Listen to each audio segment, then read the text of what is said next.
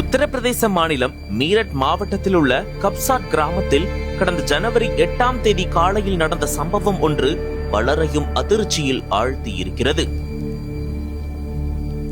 சுனிதா ஜாதவ் என்ற 50 வயதான பட்டியலின பெண் ஒருவர் தனது 20 வயது மகளுடன் கரும்பு வெட்டுவதற்காக வயல்வெளிக்கு சென்றுள்ளார். அப்போது அதே கிராமத்தை சேர்ந்த 23 வயதான பாரசோம் என்ற இளைஞன் மற்றும் அவரது நண்பர் 25 வயதான சுனில்குமார் ஆகியோர் கால்வாய் அருகே அவர்களை வழிமறித்து மகளிடம் தவறாக நடந்துள்ளனர். இதனை பார்த்து அதிர்ச்சியடைந்த தாய் சுனிதா அவர்களுடன் வாக்குவாதம் செய்திருக்கிறார். இதனால் ஆத்திரமடைந்த இரு இளைஞர்களும் தாய் சுனிதாவை கரும்பு வெட்டும் அரிவாளால் தலையில் தாக்கியுள்ளனர். படுகாயமடைந்த அவர் அங்கேயே மயங்கி கீழே விழுந்துள்ளார். அதன் பிறகு இருவரும் அவரது மகளை தூக்கி சென்றுள்ளனர். சிறிது நேரம் கழித்து மயக்கம் தெளிந்த பிறகு தாய் சுனிதா வலியால் அலறி துடித்துள்ளார். அந்த சத்தம் கேட்டு ஓடி வந்த அக்கம் பக்கத்தினர் அவரை மீட்டு மருத்துவமனையில் சிகிச்சைக்காக சேர்த்தனர்.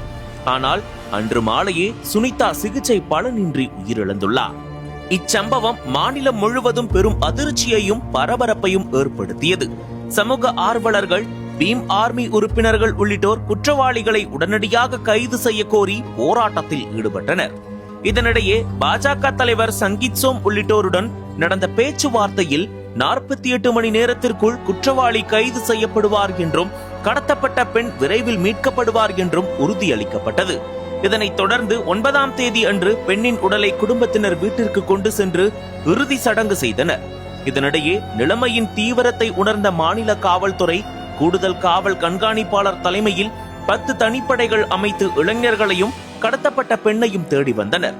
இதுகுறித்து பேசிய மாவட்ட ஆட்சியர் VK சிங், பாதிக்கப்பட்ட குடும்பத்திற்கு முதலமைச்சர் நிவாரண நிதியிலிருந்து ரூபாய் 10 லட்சம் வழங்கப்பட்டுள்ளது. கூடுதலாக ரூபாய் 12 லட்சம் சார்ஜ் ஷீட் தாக்கல் செய்யும் போது வழங்கப்படும். பாதுகாப்பு காரணங்களுக்காக குடும்பத்திற்கு துப்பாக்கி உரிமம் வழங்குவது குறித்து பரிசீலிக்கப்பட்டு வருகிறது என தெரிவித்துள்ளார். இதனைத் தொடர்ந்து 10ஆம் தேதி அன்று முக்கிய குற்றவாளியான பாரசோம் ஹரித்வாரில் வைத்து கைது செய்யப்பட்டார். மேலும் அவரிடமிருந்து கடத்தப்பட்ட இளம்பெண்ணையும் போலீசார் மீட்டுள்ளனர்.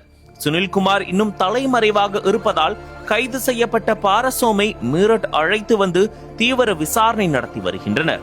மேலும் இளம்பெண்ணுக்கு பாலியல் அத்துமீறலும் நடந்ததா என விசாரித்து வருகின்றனர்.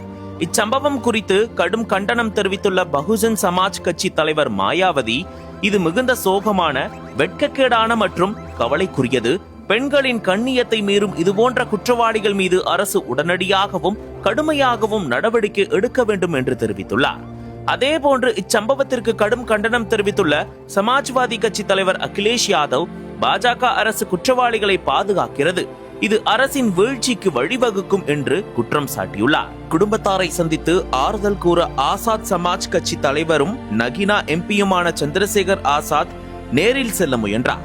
ஆனால் பாதுகாப்பு காரணங்களை காட்டி சமூக ஆர்வலர்களும் அரசியல் தலைவர்களும் கிராமத்திற்குள் நுழைய அனுமதி இல்லை என்று கூறி காசி டோல் பிளாசா அருகே சந்திரசேகர் ஆசாத்தை போலீசார் தடுத்து நிறுத்தினர். அப்போது திடீரென காரிலிருந்து கீழே இறங்கிய அவர் உடனடியாக பாதிக்கப்பட்ட குடும்பத்தினரை சந்திப்பதற்காக சாலையில் ஓடினார். ஆனாலும் போலீசார் அவரை தடுத்து நிறுத்திவிட்டனர். தற்போது இந்த சம்பவமும் பேசுபொருளாக மாறியிருக்கிறது.